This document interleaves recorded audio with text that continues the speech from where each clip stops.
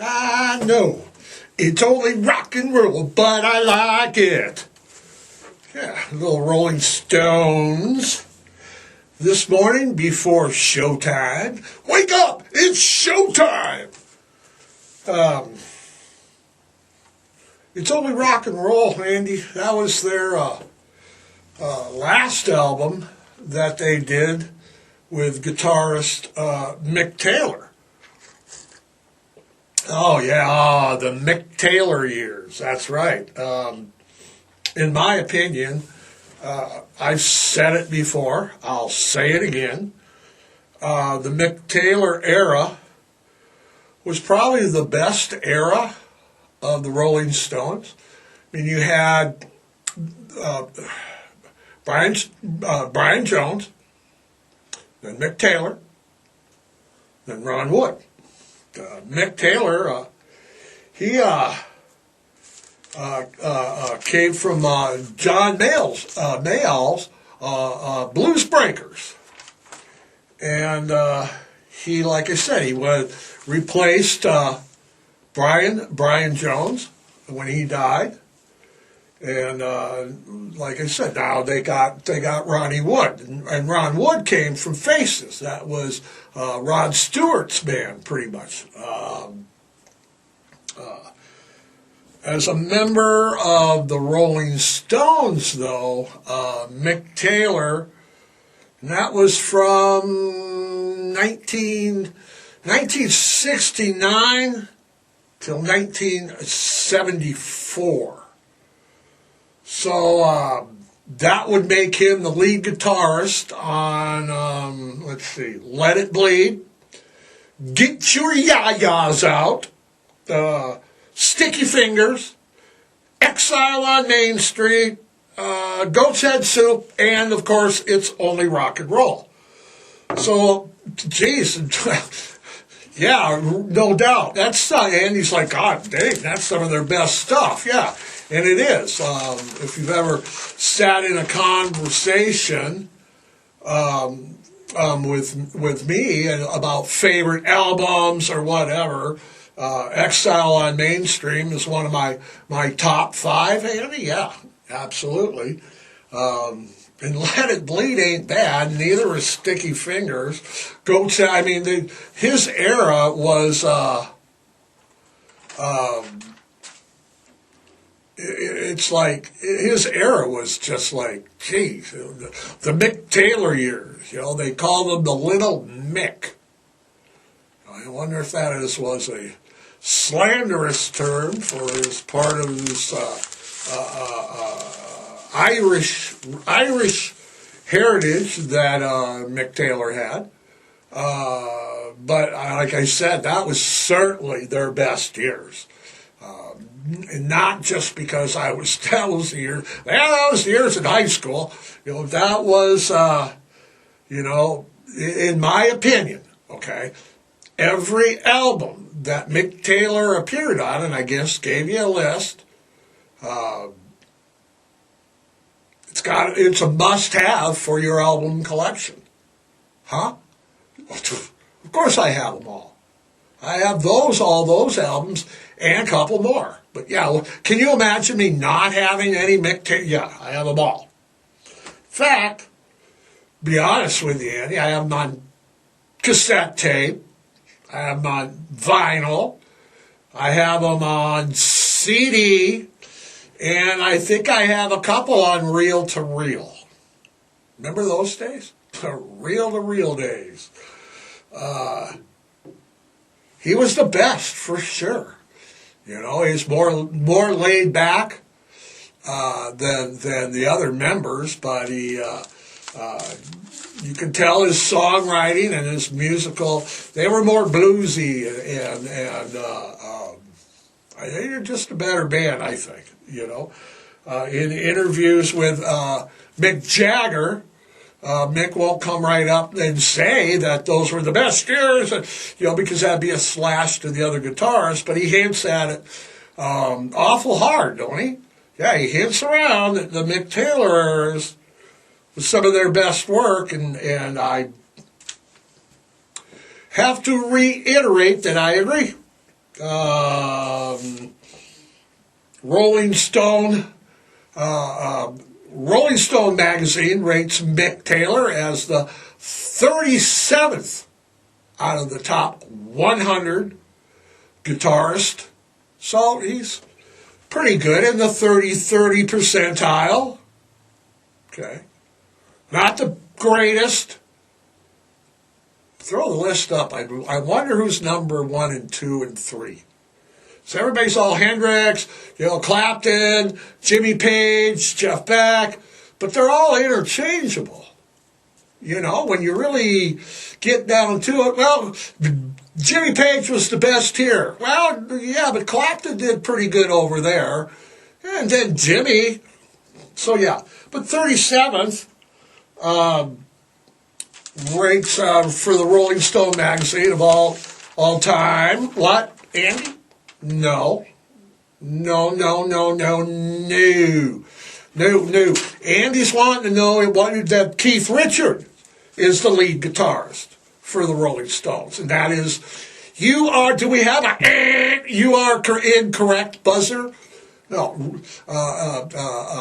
Keith Richard is the rhythm guitar player for the Rolling Stones. Just like Malcolm Young. Angus Young is the lead guitarist. His younger brother, Angus, the Heart and Soul rhythm section. Same with the Rolling Stones. Do lead guitars pick up a little this, that? Yeah, they do. But for all practical purposes, when the band puts out a record, Mick Taylor is lead, Keith Richard is rhythm. And now Ron Wood is lead. That's just what he is. Mick Taylor is still alive, Andy. Yes, he is. Throw that up there. He celebrated his 76th birthday this past January. He's a Capricorn, just like yours truly. So happy birthday, belated, to a Mick Taylor, the 37th greatest guitar player in Rolling Stone magazine's opinion, and in my opinion, the best guitarist for the whole catalog of the Rolling Stones. Anything that Mick Taylor played on is a must-have for your and my vinyl collection. Huh? The vinyl collection is going just fine. We still haven't found Alice Cooper. School's out. Alice Cooper loved her to death. But we'll find them. Anyway, come on. Anyway, good morning. Good morning, everybody. It is a Monday, March 18th. It is Green Monday, and we didn't wear green. It's Green Monday. That's because, it's supposed to be sunny and 60 today already. It's like, I was out this morning with the dog out, at 5 or so, and it's like, beautiful. Beautiful. Tomorrow, even better. Friday, snow and 16 degrees. Shit you not, Andy. It's coming. It's springtime in Montana. You think it's going to be nice all the time? No. It's going to change seasons every which way but loose. So, what a weekend, eh? What a weekend this weekend. As I said, it's Green Monday. But, geez, we had the Western Art Week weekend art show in Great Falls, Montana. It's a big deal every time this year. My best bro, Don Boffman, you've heard me speak of Don. He'd come down every spring, and he was Red Lodge. Yep, Red Lodge. I love you, man. Miss you. The Great Falls Art Show, it features shows, has events, had them all in different venues. They were over at the fairgrounds, they were up at the Heritage Inn, they were out at the Holiday Inn, they were here, they were there. It was a big weekend. There's people everywhere. Art fans, art enthusiasts, collectors, everybody converges. Not only the show guys and the sellers and the art people, but the collectors, the fans, just anybody that wants to, get into the Western art scene, and it's big, and it's real big, and there's money in it. So Andy put that on our list that maybe we should get into like Western art. Grateful Dead Western art. Okay, we're going to get into Grateful Dead Western art. Seriously, the restaurants were packed. Motels were packed, good for business, good for the economy, great for Great Falls. It was a great weekend there, and then we coupled that was like yesterday was St. Patrick's Day.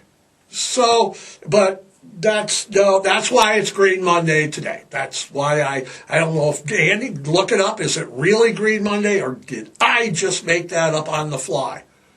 I did not make it up. Andy said there was actually a thing called Green Monday. Wow, I thought I made it up. Does it have anything to do with smoking? No. Okay. Just thought I'd ask. Because St. Patrick's Day fell on a Sunday, Great Falls decided to have the parades and everything on Saturday. I didn't understand why but they had a really nice turnout. It was a really nice day. There's not much wind, nice and sunny. So it really turned out to be a really nice time. So you had the art show, and we had St. Patrick's Day all on the weekend.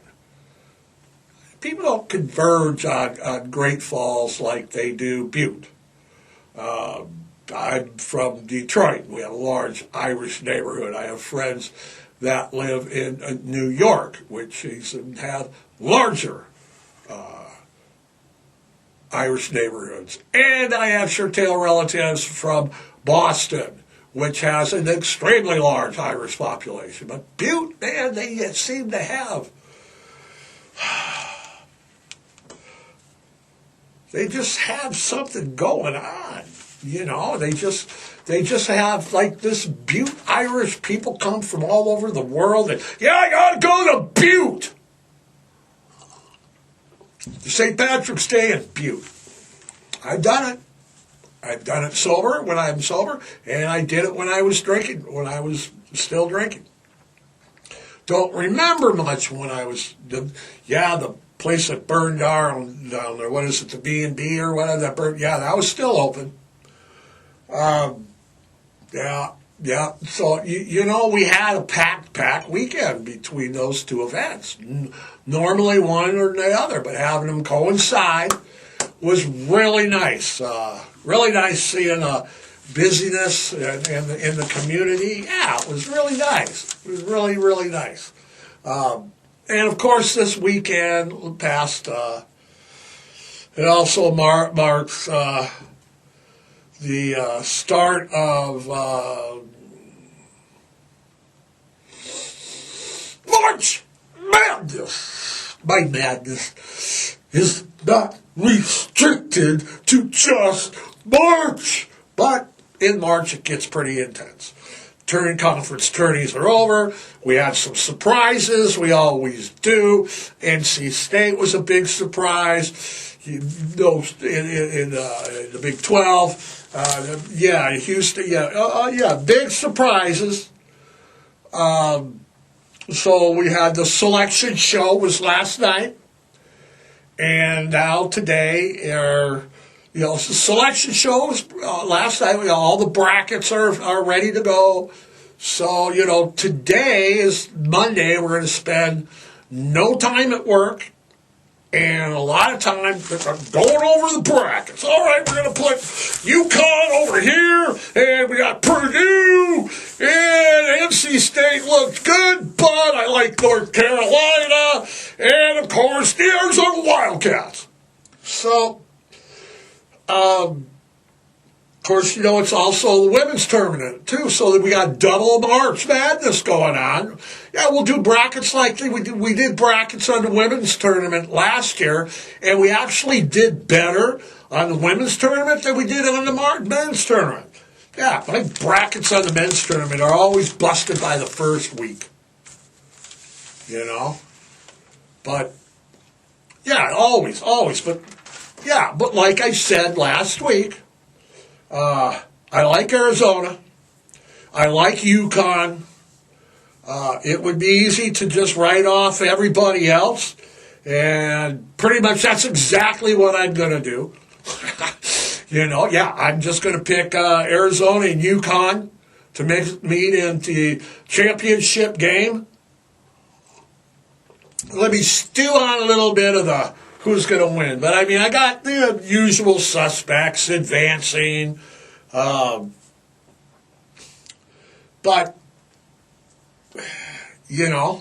I got the usual bracket people going down, but it's always, for me, Andy, it's always like, I know, busted the first day, busted down on Bourbon Street, set up like a bowling pin, knocked out, it gets to wearing thin, we just, keep trucking, oh yeah, living on Red's vitamin C and cocaine, well, what do you know? Come on, why? It's the dead, I just went into it because I'm part of the, Woodstock Generation? We're going to be extinct here pretty soon, yeah. We're commonly called boomers. Oh, yeah. Boomers. The Woodstock Generation are also boomers, which is also now, they say we're the enemy. Old white guys are the enemy. Then old white women. We're all the enemy. I don't know who we're at war with, but Jesus Christ. It's important to mention, I've done shows about my parents, and I've done shows about World War II, and what they were called was, the greatest generation. And for years we took, I took Mom and Dad for granted. They're going to be around forever. We're going to do brunch. The greatest generation wasn't around forever. We took them to granted. We didn't listen to their stories. They were just living legacies, and we were figuring, whatever. But all of a sudden, it was, I remember too, Andy, it was all like, you need to talk to a World War II vet because they're not going to be around any much longer. And they were getting older. And my parents were listening to Tony Bennett and Frank Sinatra and Dean Martin, and that kind of music. And they, we heard it. They won't be around forever. Talk to a Pearl Harbor veteran. How many Pearl Harbor vets are there left, Andy? Like 1, 2?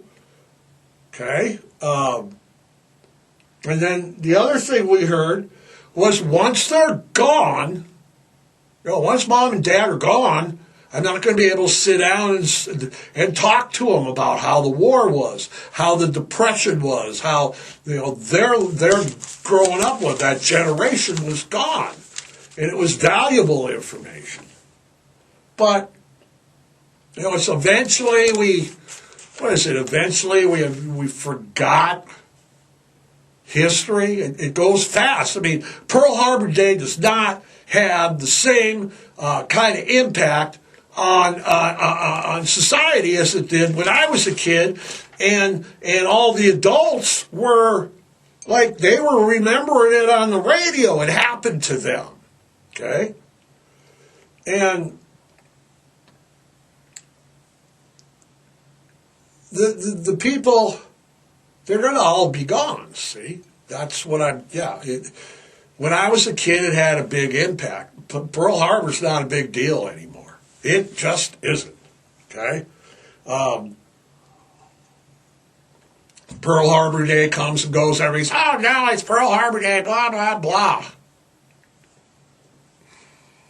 When I was a kid, my dad and them would go to ceremonies, okay?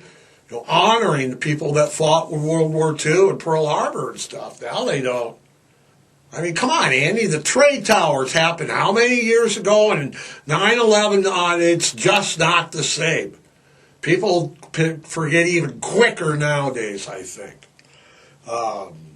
It's going to be the Woodstock generation that's going to be next. No longer are we going to, get ourselves to the garden, as Joni Mitchell says. We're no longer golden. I was in junior high school during the Summer of Love in Woodstock. I was in junior high school, and I'm a younger kind of member of the Woodstock generation. So it was a time of music. It was a time of marching for women's rights. It was a time for marching for black rights. It was Martin Luther. Yeah, it was protesting a foreign war in Vietnam. It was a time of change. The change permeated every aspect of society, You had President Nixon, for crying out loud. Well, he was on Roland, yeah. He was on Roland and Martin's laughing, suck it to me, baby. It's like everything, The go-go girls, everybody's wearing stripes, paisley, Did I mention the war before in Vietnam? It's like, and it's 1, 2, 3, what are we fighting for? Don't ask me, I don't give a damn. Next stop is Vietnam. And it's 5, 6, 7, open up your pearly gates. Well, we ain't got time, the one new lie. Whoopee, we're all gonna die. Hey, just a little... Sorry there. Sorry, Andy. Sorry. But like I said, it was a time of huge societal change, cultural change, lifestyle change. We went from a society of what, like Happy Days and Patsy Weber to Dazed and Confused, Cheech and Chong, just boom, overnight. I remember my mom said, why can't you be more like your brother? My brother was graduated in 65. He was wearing penny loafers and white Levi's. I graduated in 75. I was dropping blotter acid. Mom just...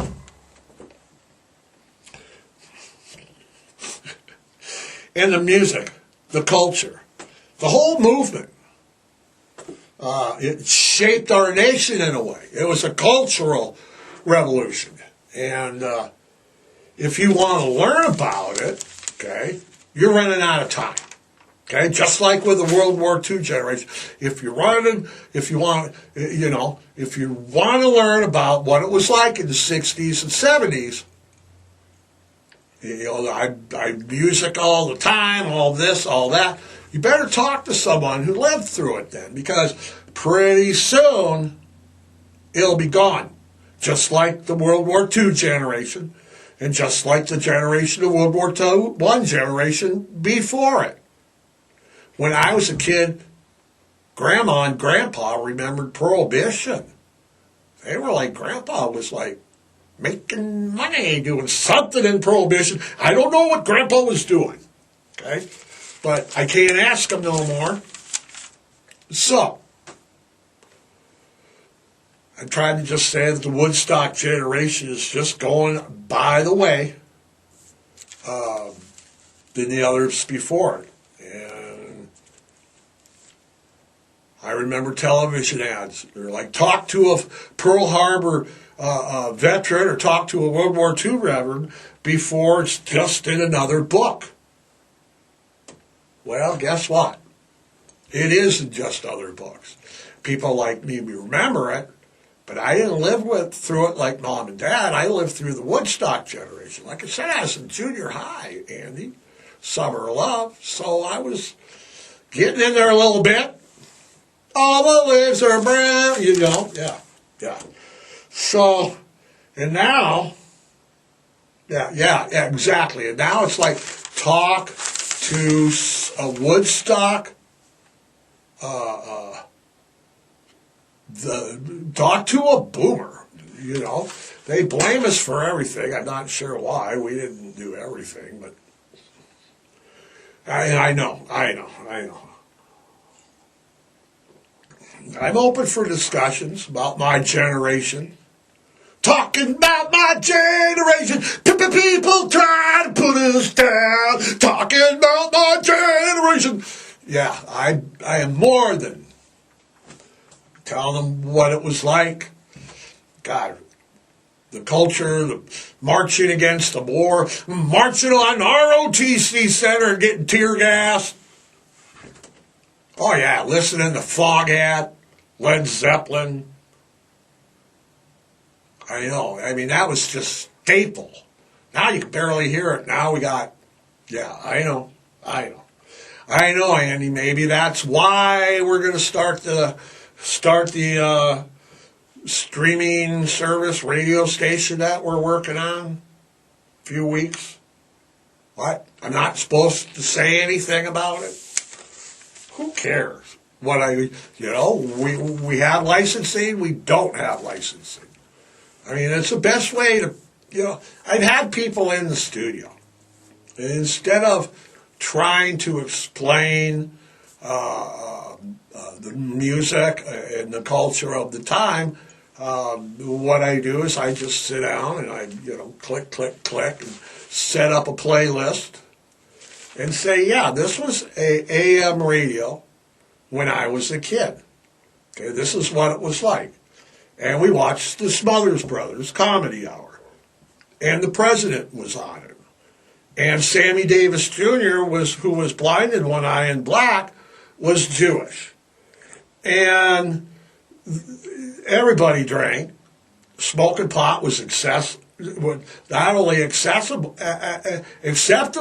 but everybody, they were doing it everywhere, the whole counterculture. It changed. It's weird because the music, everything's just, it's like I said, it was just like the World War II, the greatest generation, they're gone. And so, that's basically why we're going to do what we're going to do. And our licensing is this much, everything's just almost ready to go. And when it is ready to go, we're going to devote a whole show on exactly what we're going to do. It's more than, I love rock and roll. Yeah, Joan Jett. What did she do? Her first album come out in 1978? Yeah. Journey's first, people haven't even heard. Journey first put out their first album when I was in high school. Nobody's even heard of it. So all they get is the airplay. It's important to play things that people... Now you got me just rambling on about the music. So basically... Basically, we've got a whole new generation that's getting older. Lots of stories. You should take advantage of what your grandmas and grandpas got to say. Because we got some pretty... your grandma was hanging out with like midriff, tank top shirts and bell bottoms, barefoot, driving like 66 Mustangs. Got a beer in one hand, a cigarette in the other, going to a kegger. Grandma was pretty damn cool, no doubt.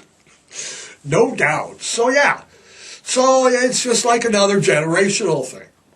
I don't know how we got from Mick Taylor to Marquette Madness to, sing high and listen to your grandpa and grandma's Woodstock Generation stories. But there you have it. There we are. So, week or two, we'll have more news on what we're going to do with music around here. We keep talking and talk. Now we're going to do something. So, Andy, we're done. We are done. So until next Monday, have a great week for starters. It's going to be nice today, nice tomorrow, and then by Friday, Saturday, we're going to be like in the teens. It's just March in Montana. Don't worry about it. A little early to do yard work, but maybe I'll get some done after the show. Oh no, I got to do my brackets. That's right. All right. Spay and neuter. Adopt, don't shop, foster, rescue, adopt a shelter pet today. Take some food or toys up to the shelter. Make a difference. Until next week, Andy, we're out of here. We're out of here. We are out of here.